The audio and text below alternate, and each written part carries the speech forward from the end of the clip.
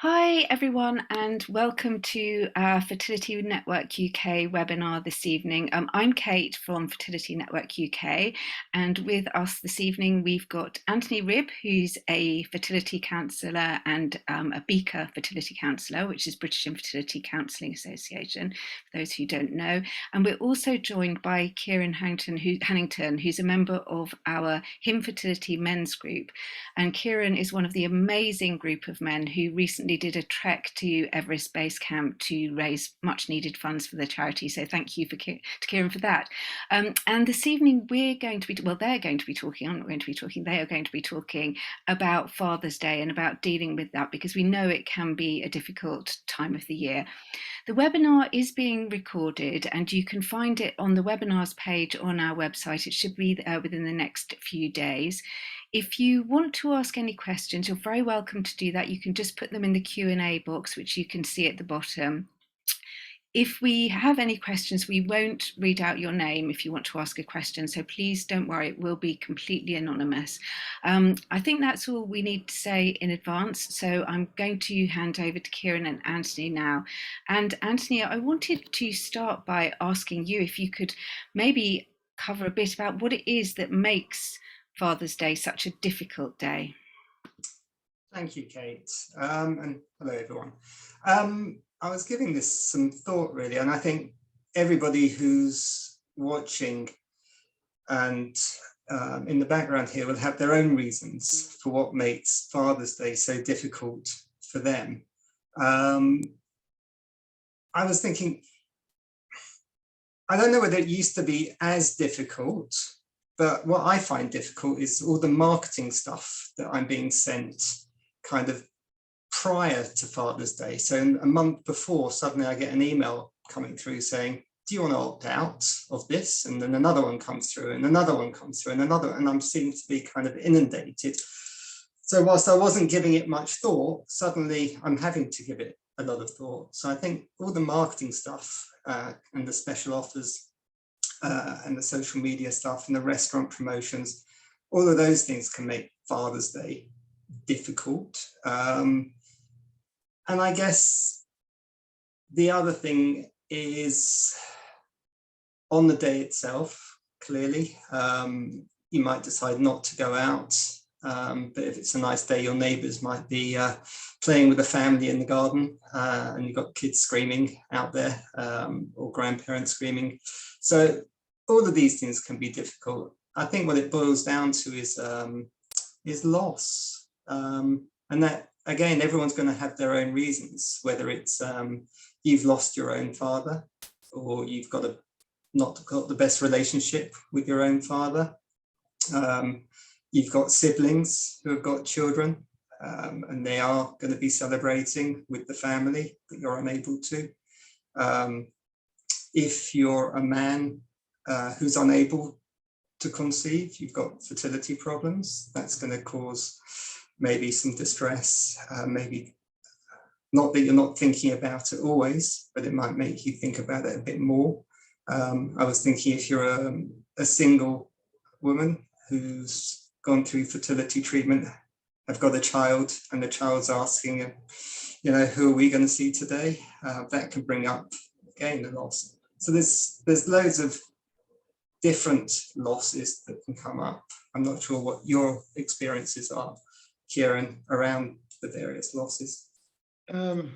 My initial thing was it was the unknowing of whether or not I'll ever be a dad on that day, because it's promoted, isn't it?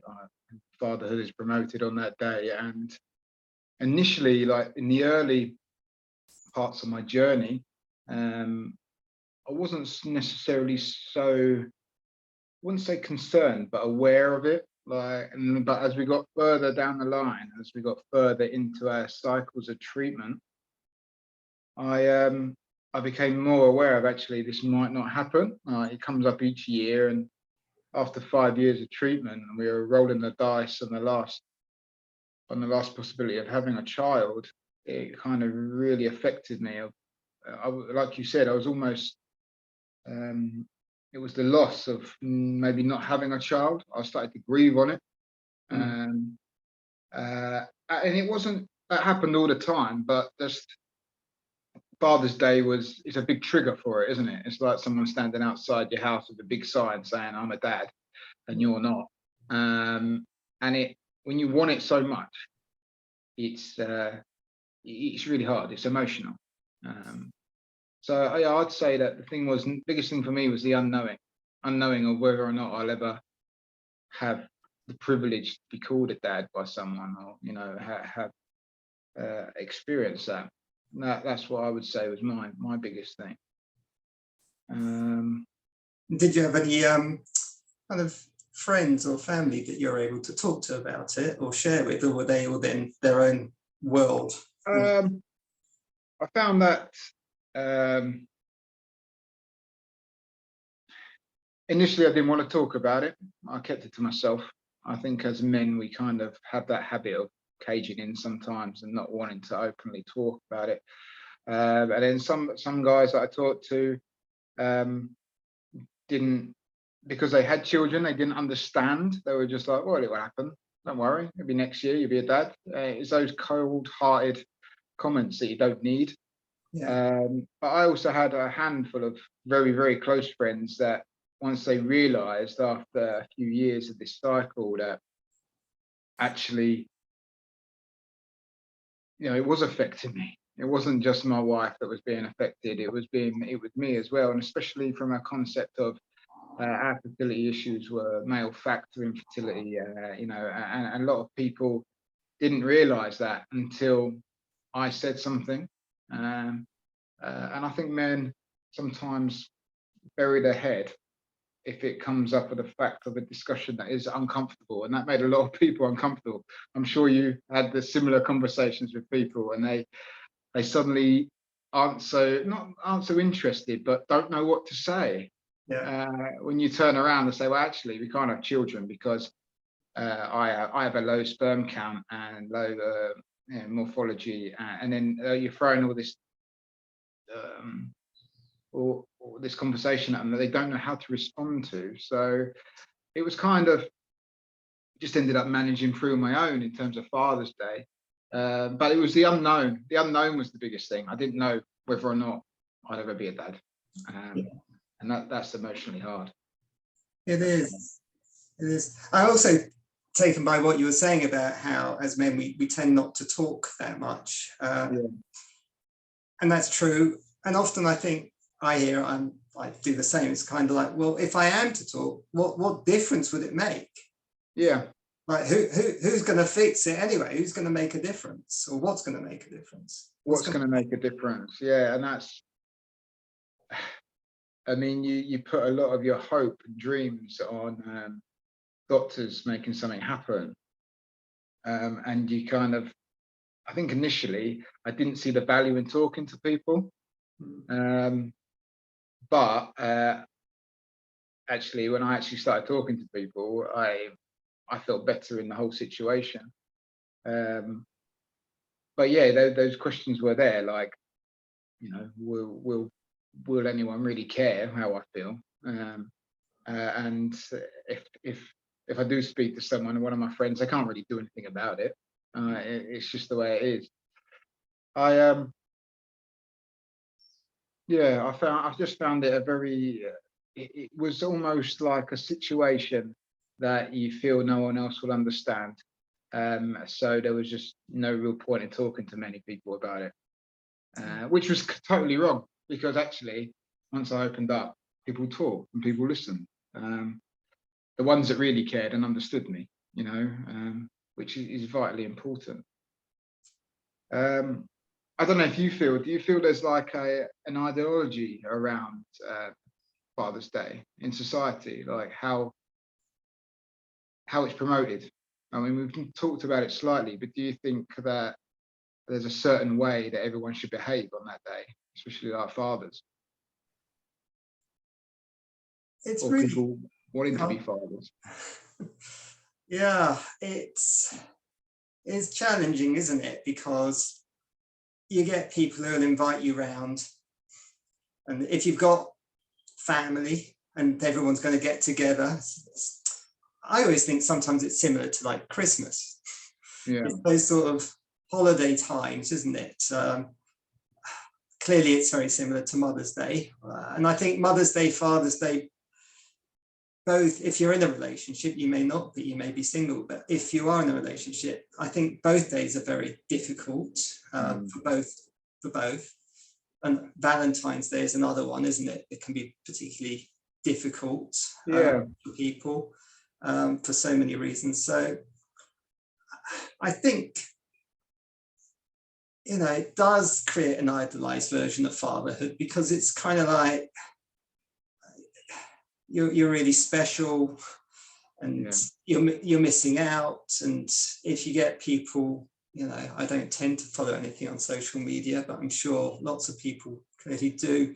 And there's all the photographs that will come about of, this is what my kids have just made me, or this is what I've just been given, or this is the treat, and all of that sort of stuff. So, you know, what's it? It's hard to understand. It's almost so commercialized that I struggle to see, like, it's just become too commercialized, and that itself puts pressure on society. That this is how you're supposed to act on this day, because this is why.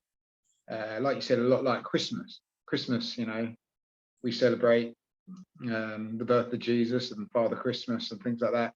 But actually, like, it's become so far away from what it once was that you know, you can argue the existence of it now. But yeah, do you see what I mean? It's kind of really commercialized, and it puts a lot of pressure on society, and especially people in a position that they can't celebrate, or they can't, even though they want to and long to be in that position, they can't be. Well, and also, I suppose, what if actually, I don't know, I'm talking just for myself here. When I grew up, I was trying to think, I don't remember ever kind of partaking in Father's Day and making a big deal. So I don't know whether it just wasn't a big deal back then. Clearly, I'm a bit older now, but I don't know whether it was something specific in our family that we just didn't do. But I think I've spoken to other people whereby they did. They might be younger than me, or they may have been doing that anyway. And I think, again, it's a bit like, you know, if it's something that you've tended to do in your life, then it's a bigger thing when you're unable to do it, because you've always dreamt of being able to do it. So if you've celebrated, then you dream of that growing up. Whereas for me, it never came into it that much. So it's one of those strange things, isn't it? Yeah. So even now, like, I wouldn't feel compelled to like be having to do something if my father was still around. Like, I've got to go and celebrate something with him. Yeah, I think because when I was growing up, my dad was around, but we didn't have the closest relationship. And I think that it might have been one of the reasons why we didn't have lots of Father's Day. You know, Father's Day doesn't hang in my memory like you've just said. But it might also be one of the reasons that why initially we were going through our fertility cycle. I wasn't really, or fertility journey, sorry, I wasn't really aware of it. I didn't acknowledge it until it was further down the line. And it goes back to that. You start to become aware of it and the need for it and the long for it almost. But I do feel it's become very commercialized, and that puts pressure. I mean, I'm not saying that I don't agree with the day, because I think that you're in the position, you know, it's a wonderful thing, but it does put a lot of pressure on an individual that longs for it. Yeah. It's interesting. I spoke earlier about the marketing stuff. There was some email shot that came through from a popular burger chain into my inbox earlier. It said something like, go nuts this Father's Day, and something about teaming up with oddballs. And I was like, it's fairly insensitive, I was thinking. Yeah, and it comes back to the fact of it's oddballs is very much a male orientated market, isn't it? And where you're going to find the most ads, where we're going to go for something that has the most carry. The commercialization of it, once again, it's hard. You can't avoid it. It's definitely unavoidable with a society that wants to push it forward. I think it's a case of figuring out ways to cope and deal with it, you know. And what ways did you find to help you? I mentioned it earlier, the best thing I did was start talking, and not just to my wife or to the partner or whatever.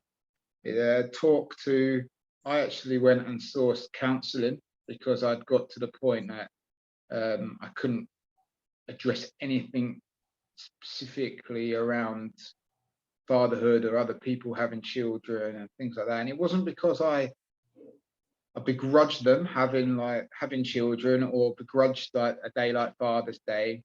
It was the fact of I just longed for the relationship with my own children, and I was becoming to the realization that it might not happen, you know. So talking those emotions through was a really powerful thing, more powerful than I thought it would ever be. I spoke honestly and openly to people.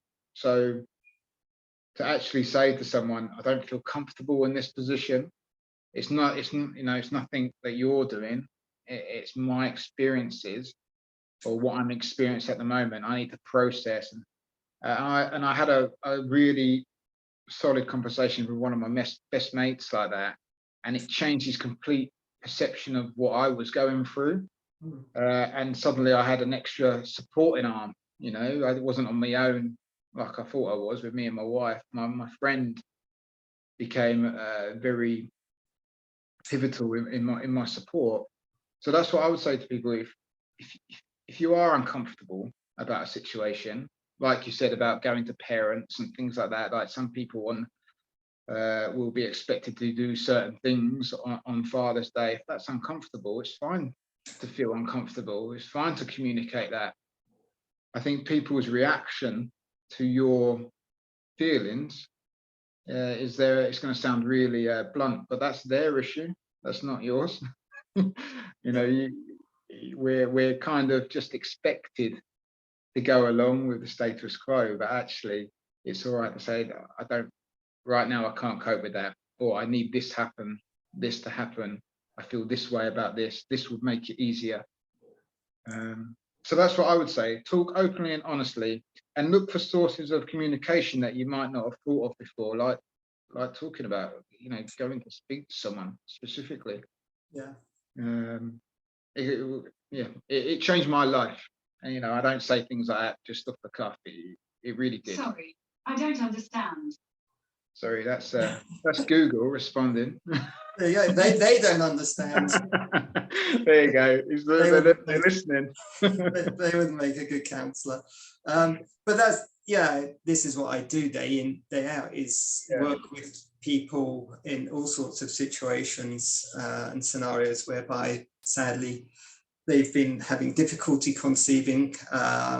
They may have just received a diagnosis. They may have fallen pregnant and sadly had a pregnancy loss or more. So much pain, anguish, loss, as you said, the uncertainty, never knowing, the hopes, the expectations, all of the dreams. And I think what I find and found helpful with counselling and people coming in for counselling is exactly as you just said, that if something's no longer inside you, if you've been able to share it, offload it, even cry it out, it's no longer sitting inside of you as heavily. You've unburdened, the weight comes off your shoulders, that bit, and you get some other strategies and tips, but it's the unburdening which can be really helpful.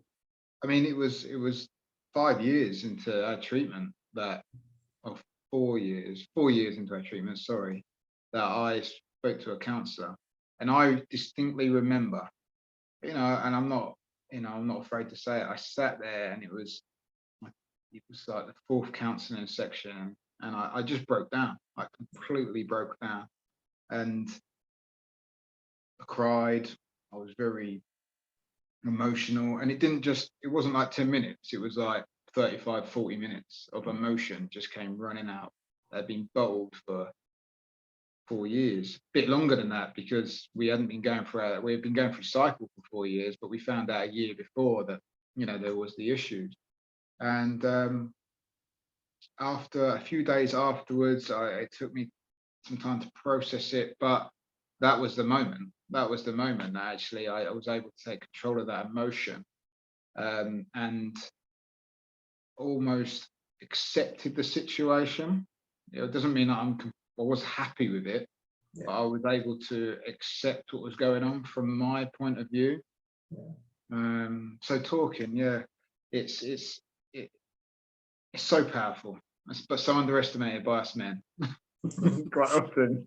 Unless you've got a typical spear in your hand, and then you talk rubbish. So it's Exactly. Do you have any more like tips that you would kind of share that helped you? Or I think I always think do what you feel is best for you, as it'll be different for everyone. So there's not one general rule, because obviously I think some people will be fine going over to their best mates and spending it with their family, and they'll be okay with that. And another person couldn't think of anything more worse, that they'd want to put pins in their eyeballs rather than do that. So I think everybody has to think, give it some thought. This is coming up. Don't put your head in the sand. So it's coming. You know how you're feeling about it, and do what you feel is best for you.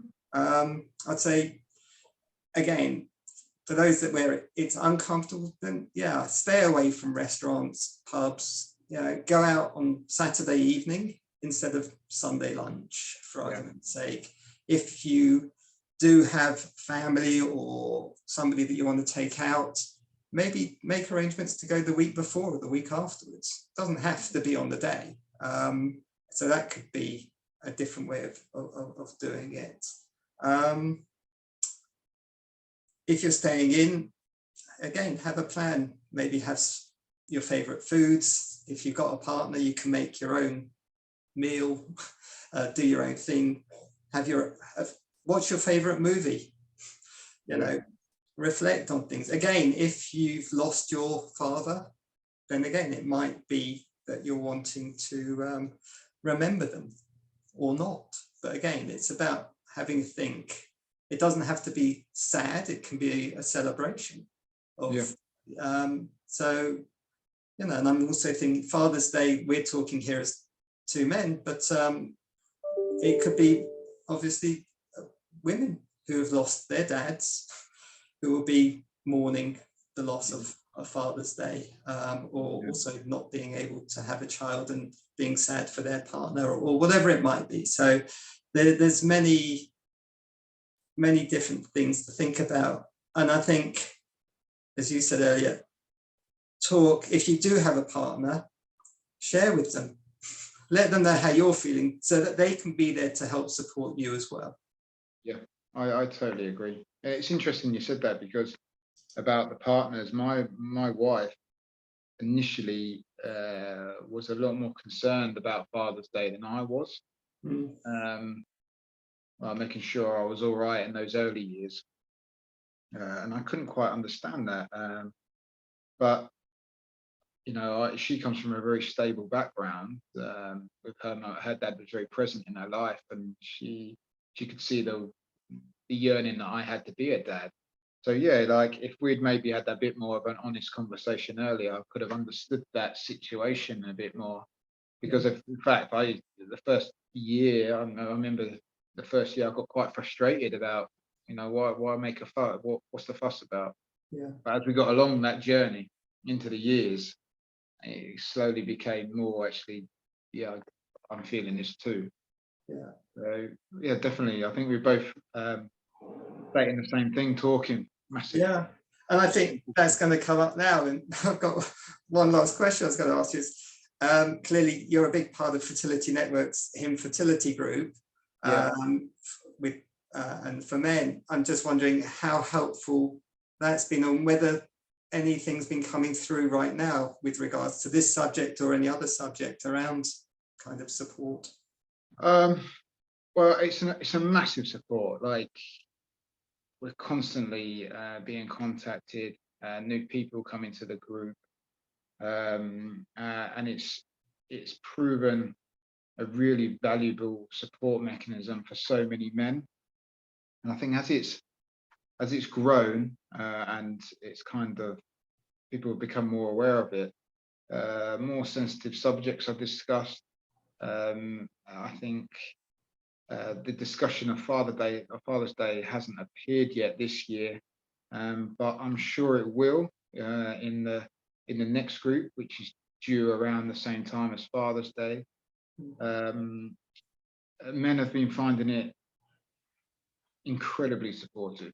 It's a very relaxed, down to earth, informal place where you can come, you can listen, you can ask questions. Someone will have the answer, or someone will be able to give you the support that you need. Unfortunately, when I was going through our first round of treatment for my son, I didn't have a supporting network like that, and I wish I had.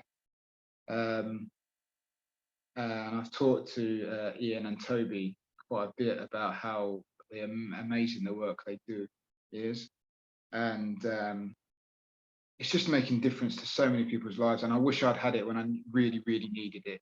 You know, it would have made my anxieties, a lot of my stress kind of reduce. It wouldn't taken it away completely, because you still have that unknown, but you know that you're not the only one. Yeah.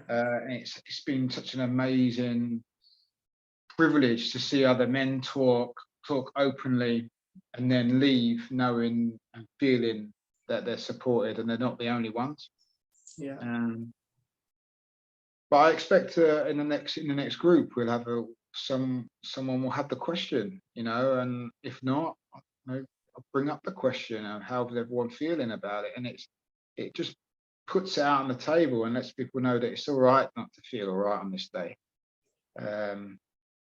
And these are the things that you could possibly do to make yourself feel better, or deal with the situation, deal with those feelings. So time will tell if someone comes up with it, but it would definitely be something that I think will be on a lot of people's minds on the next meeting. Yeah, and two things strike me from what you've just said. The first was what I found with groups is often somebody will ask the question that another or more than one person has been biting their tongue on, not wanting to ask for fear of coming across in a way that makes them look silly or whatever. And I think that's the beauty of a group, of having somebody will ask that question and you'll get the answer to it, which is really helpful. And the other thought was what I found with more with Mother's Day, because it's still, women prefer to talk about things more than men, but typically it will be after the event. So if I see somebody on the Monday or the Tuesday or the Wednesday or the Thursday, whatever, it will be after the Sunday. They'll say, it was that day on that week. Yeah, it was that day. Yeah. Just, they don't mention it the week before I meet them, like the fear of it approaching, but they will mention it afterwards because it's gone, it's finished, and then they're safe enough to bring it up. So it is interesting. Oh yeah, I think we do. I think human nature, like sometimes we all avoid. You want to avoid difficult situations. You know, you want the path of least resistance, as they say, even if that is emotionally. And sometimes when a date's gone and passed, it's easier to talk about it. You kind of, and some people will have the experience of, well, it wasn't as bad as I thought it was going to be, or I didn't have the same experiences as I did last year. or this year was, you know, I couldn't cope with it this year. You know, each year is going to be different. Each experience will be different. Yeah. So I think I think it's nature just to sit and maybe sit it out and wait. And then once it's passed, you can kind of then address the situation. Yeah. And you just made a really important point, actually, because I think if there's something that you've done one year, maybe that it'll be, you know, in a couple of weeks' time, and it seems to have worked for you or seen you good, make a note of it and remember it and put it somewhere safe for not to say that it might not be the same next year, and you might or might not need that strategy, but at least if you build up that toolkit, then that'll be helpful, because over the years, well, society changed, we changed, situations changed, the climate, everything changes. Clearly, when COVID hit, it was possibly a lot easier if we weren't able to go out, or you had a very convenient excuse not to go out. Not to go. Exactly, you know. In lockdown. Yeah, this is it, you know. So there's a twist side to that in terms of when lockdown was lifted, there's a sudden expectation that everyone wants to get together. Yeah. Which itself brings difficulties. I mean, I remember going to a wedding of a very good friend when we were preparing for our 4th cycle, and we knew that there'd be children there, and like I've said before, it wasn't the fact that the children were there or we didn't want the children to be there. It was the fact that me and my wife were both longing for something, but we knew we had to go because they were such good friends. And we put a few strategies in place. So we decided that we weren't going to stay like a little deep into the night, and we would drive there and drive back, and we both wouldn't drink and do things like that, just so we were controlling our little world and making sure that we were emotionally stable, you know. But yeah, I think lockdown has suddenly puts a lot of people in a position where you're just expected to be there. Yeah. I mean, you mentioned it earlier about actually Father's Day itself. Like, have a plan. You know, planning is so powerful, because then you have that little bit of control in an uncontrollable situation, if that makes sense. Like, I was about to say exactly that. Exactly the same thing for what you said. Have your own plan. If you can control what you can control, because as we know with fertility treatment, there is so much uncertainty. Out of your control. Well, there's not many other situations that you throw thousands of pounds into the air and just hope you catch it all, you know, or you get what you want for it. And that's literally what it is. Yeah, it is. And yeah, the anxiety and the stress around all of it. I mean, we could be here all night talking. So I know. There's Kate, are you going to share any of the questions that might have come through? Or...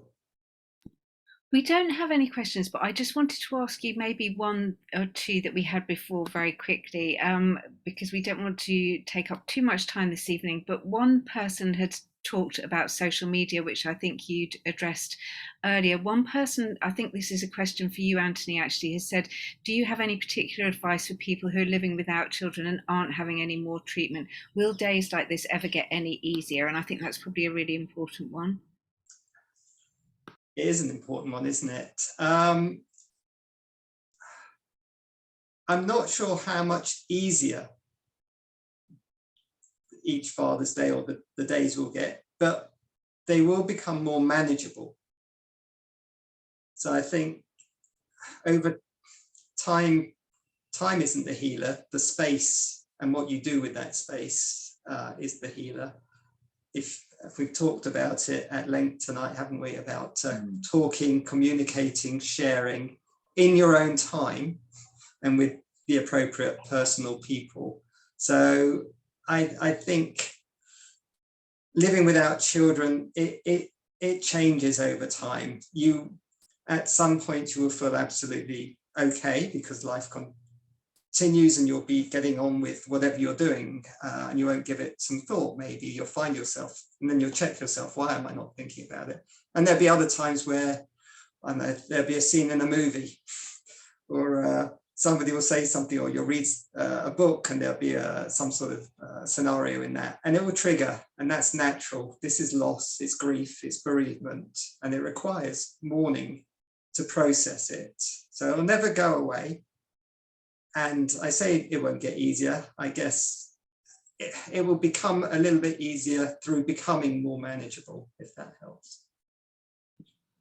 Thank you. And I just wanted to thank you both for being such amazing guests this evening and having such an open and honest conversation, which I'm sure a lot of people will find incredibly helpful. So thank you for that.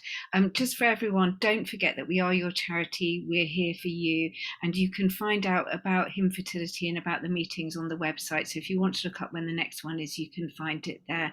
I just wanted to finish by saying everything we offer is completely free of charge. And as a small charity, we do always welcome any donations that you feel able to make, which you can do through our website if you'd like to do that.